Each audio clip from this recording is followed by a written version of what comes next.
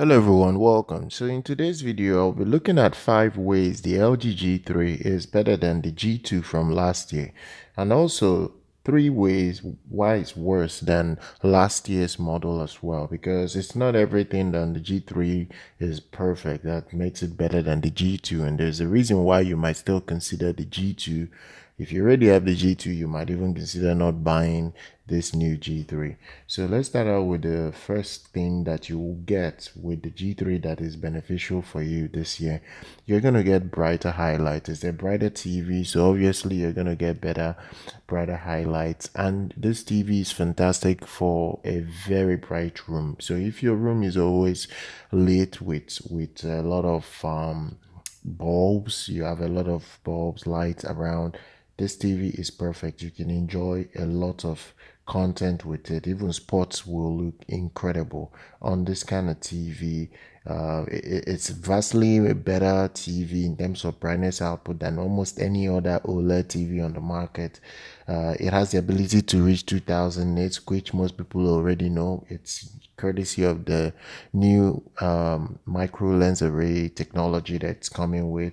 It's just great. It's just great all around. I don't think anybody will have any issue with that brightness output that it does come with.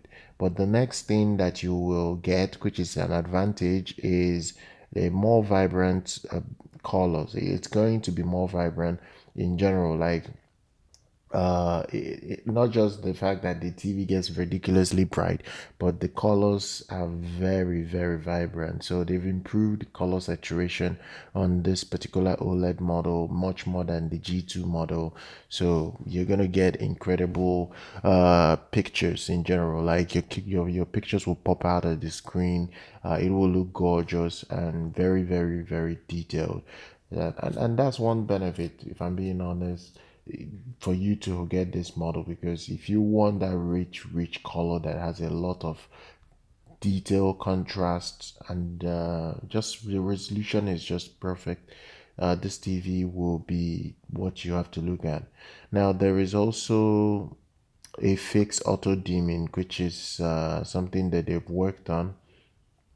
uh the, you know this is a feature that was not really very good on the G2, so you're getting it here now. This auto dimming feature is rarely a problem, but in some prolonged dark scenes, especially if you're watching like Harry Potter movies that have a lot of dark scenes, um it can get confused and dim the screen to the extent that it's almost impossible to see what's going on.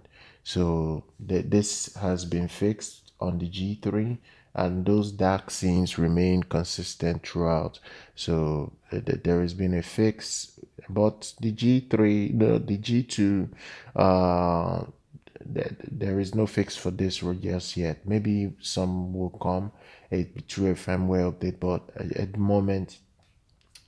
moment, it just looks like you're gonna have what you already have on the G2. So if you need to have a better fixed auto dimming tech, you get yourself the G3.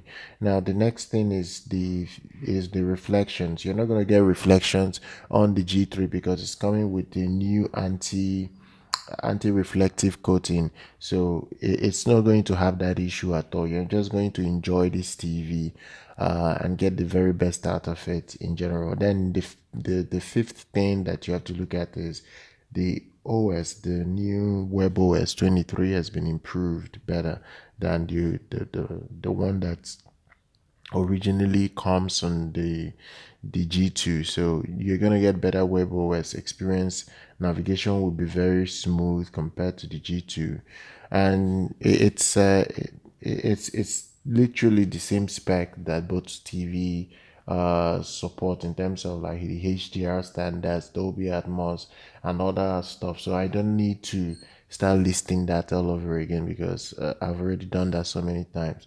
Now there is also quick cards with this new model. You're gonna get quick cards with this, and then they do have They do have the ability to offer you some updates on some apps that is on the television. But the WebOS itself cannot really be updated. It's set the way it's set. And then the downgrade side of things, you have to look at the sound. The sound will be better on the G2. The G2 comes with a 7.1.2 channel sound system. I understand the G3 comes with a 9.1.4, but it's never really going to be as good.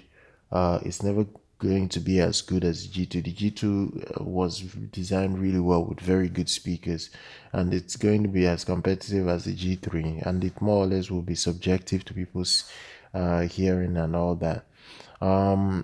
It's look, these products are fantastic. They are fantastic, and they will offer you a lot. There is no much difference between the two. They have literally the same design. The only major difference is that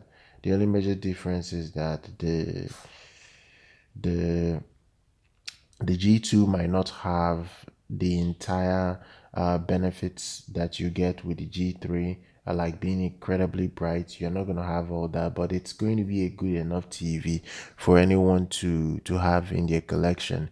And the price tag for the G2 is a lot cheaper than the new G3. So I will drop details for both TVs down in the description if you want to see the differences, the slight differences of what you get from both TVs. Do check that out. Subscribe to the channel, like our content. I'll see you guys very much next time.